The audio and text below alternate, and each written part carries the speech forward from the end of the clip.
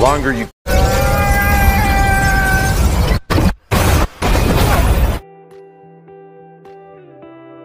Bang Calon nih ya, bukan tipe orang yang banget nungguin satu film terus buru-buru nonton film tersebut di hari pertama rilis bioskop. Apalagi film-film andalan MCU seperti Spider-Man No Way Home yang udah dipastikan bakal laris manis ditonton banyak fans fanatik mereka. Bukan hanya fans mereka aja sih, para penonton awam yang terpengaruh dengan euforia dan masifnya promo film No Way Home juga bakal ikut nimbrung dan bikin penuh bioskop. Nah, ceritanya nih ya, Bang Calon kan punya adik yang awam banget dengan film MCU. Tapi sampai rela jauh-jauh hari booking tiket online supaya bisa nonton No Way Home di hari pertama perilisan di kota Bang Calo. Ya sebut aja nama adik Bang Calo tadi, Bobby. Jangankan ngikuti film MCU, satu-satunya referensi yang si Bobby punya pada film Spider-Man adalah pengalaman dia nonton film Spider-Man 1, 2, 3 versi Tobey di bioskop Trans TV yang biasa tayang pada tanggal 31 Desember akhir tahun. Dan entah Bang Calo harus seneng atau ngeluh. Singkat cerita, si Bobby lalu punya 2 tiket film Spider-Man yang salah satunya dikasih Bang Calo. Dan bisa ditebak, kami akhirnya nonton film No Way Home di hari pertama perilisan. Maksud Bang Calo gini, sihir apa yang digunakan Sony dan Disney hingga ngebuat ribuan orang awam seperti Bobby sampai rela buru-buru pengen nonton Spider-Man No Way Home bahkan di hari pertama? Asal kalian tahu nih ya, dilansir oleh beberapa sumber, kabarnya film terbaru Spider-Man ini udah menghasilkan sekitar 260 juta dolar di pekan pertama rilisnya. Beuh, gila. Bakal jadi film terlaris nih tahun ini. Akhir tahun ding. Jumlah itu bahkan lebih banyak dibanding penjualan tiket pekan awal film Avengers Infinity War yang konon hanya 250 juta dolar. Wow, jadi apa sih rahasia dari No Way Home ini?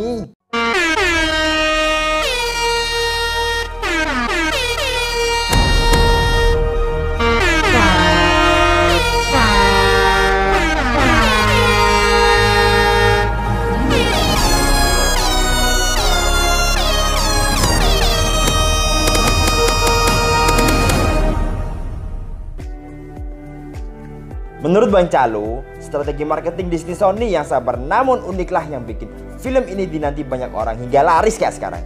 Gimana enggak? Gini cuk, apakah tujuan kalian nonton No Way Home karena ingin tahu bagaimana perjuangan Peter Parker mengalahkan para musuhnya? Kurasa tidak mungkin.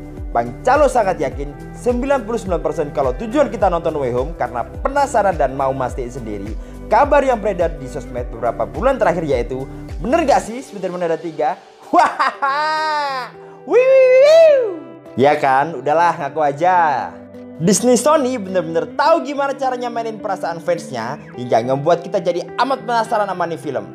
Trailer atau teaser yang mereka keluarkan bener-bener menyiksa penonton, dalam artian positif tentunya ya. Hingga pada akhirnya film ini dapat menarik minat orang-orang seperti Bobby yang saking awamnya mungkin gak tahu apa kepanjangan dari MJ atau siapa itu Happy Hogan. Tapi itu bukan masalah, karena yang penting bagi mereka adalah bisa membuktikan dan menonton sendiri 3 Peter Parker dengan mata kepala sendiri. Jika kalian ingat-ingat, trailer pertama Speedy yang keluar sekitar 4 bulan lalu dikisahkan film No Way Home ini melanjutkan ending dari film Spider-Man Far From Home, yaitu saat Peter Parker versi Tom Holland tentunya dituduh dalang atas matinya karakter Mysterio. Namun waktu itu fans dikemparkan dengan kemunculan film Spider-Man versi Tobey, yaitu Dr. Octavius dan Green Goblin. Nah, dalam trailer atau teaser setelahnya terus dimunculin tuh penampakan musuh-musuh Spider-Man versi Tobey dan Andrew Garfield yang lain kayak Sandman, Electro, dan Decadal. The Lizard. Hati dan akal sehat fan MCU. Akal sehatku berhenti. Malah nyanyi. Hati dan akal sehat fan MCU makin diobok-obok tuh sama Disney Sony setelah munculnya para villain dari beberapa universe. Tapi masa Spider-Man-nya cuma satu? Tentu aja berbagai komentar dan teori fans agar munculnya Spider-Man dari universe lain auto meluber di sosmed dong. Sampai sini strategi marketing Sony udah mulai kelihatan berhasil. Hingga puncaknya di trailer terakhir beberapa pekan sebelum perilisan, entah sengaja ngasih petunjuk Easter egg atau cuma niat bikin fans bikin makin keki karena penasaran, di trailer tersebut Sony udah mulai usil dengan menampilkan adegan mencurigakan seperti fight 1 versus 3 antara Spider-Man lawan The Lizard, Electro, dan Sandman. Namun terlihat Lizard kayak kena tonjok tapi nggak kelihatan yang nonjok siapa. Nah, Kurang usil apa coba si Sony? Alhasil semakin menjadi-jadi deh rasa penasaran fans sama ini film, yang tentunya menandakan kalau taktik marketing Sony Disney berjalan dengan sukses.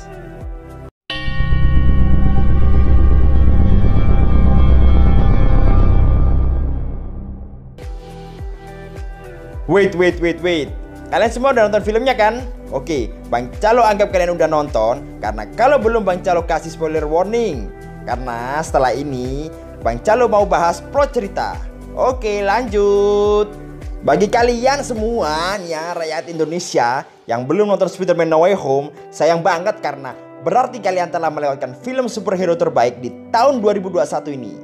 Iya deh iya, maksud Bang Calo, film No Way Home ini terbaik bersama Justice League Syndicate tentunya. Yang Bang Calo salut dari No Way Home ini, meskipun alur ceritanya dipenuhi dengan fan service, namun dibalut dengan rapi sehingga terasa seperti kejutan yang menyenangkan. Plot No Way Home seakan muncul dari semua keresahan fans yang mereka tumpahkan pada teori yang mereka buat sendiri atau di kolom komentar di sosmed.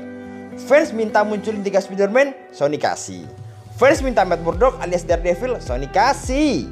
Bahkan fans minta Eddie Brock dan Venom juga mereka kasih.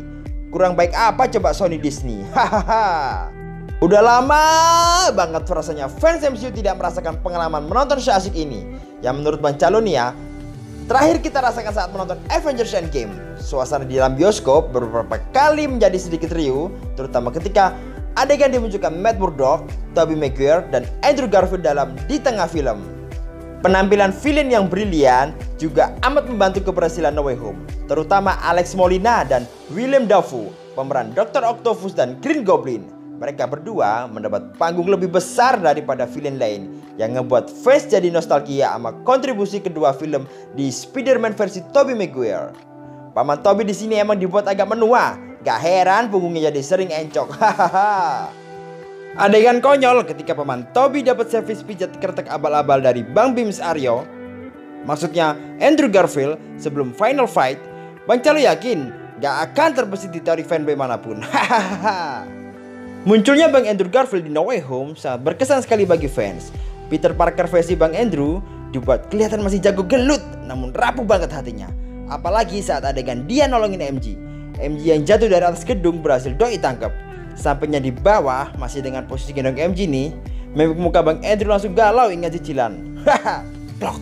Maksud Bang Calo, mimik muka Bang Andrew langsung galau karena lagi inget dulu doi gak bisa nyelamatin pacarnya Gwen Stacy yang juga jatuh dari gedung di ending film The Amazing Spider-Man 2. Gak heran sekarang muncul gerakan fans yang ingin lihat aksi Bang Andrew namatin trilogi film The Amazing Spider-Man lewat hashtag #MakeTheASM3. Gak hanya Bang Andrew Garfield yang digosipin bakal dapat proyek baru, Jamie Foxx, pemeran Electro juga dirumorkan akan dieksplor lagi karakternya. Apakah doi akan nimbrung di kelanjutan The Amazing Spider-Man 3? Siapa tahu. Dan jangan lupakan trio pemeran utama No Way Home yaitu Peter Parker, MJ, dan Ned.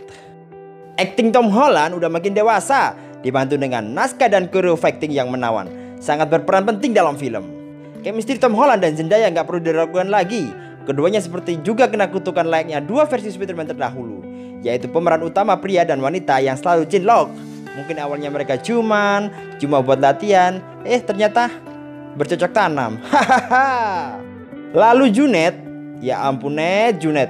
Jika aja Junet gak nyelonong masuk di rooftop sekolah waktu adegan Parker sama MJ lagi berduaan, mungkin Parker sama MJ udah